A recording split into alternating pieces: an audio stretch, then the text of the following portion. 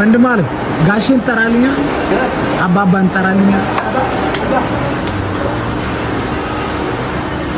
ይምጥስቲ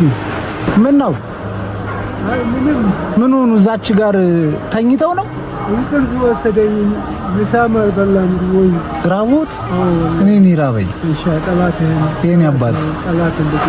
ምግብ አላገኙም ነበር ዛሬ ሳንቲ ባላገኙም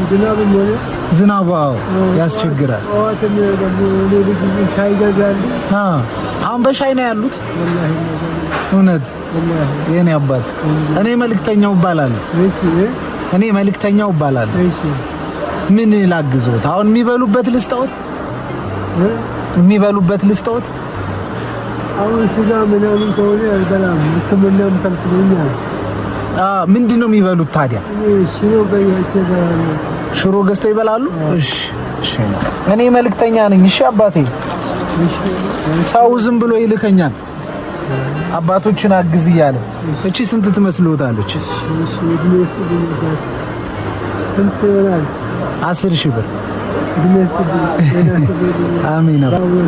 አሁን ይበላሉ ምግብ እሺ እኔ አባት ደስ ብሎኛል ስለተገናኘን እሺ እኔ አባት አሜን አባቴ ሰላም ይዋሉልኝ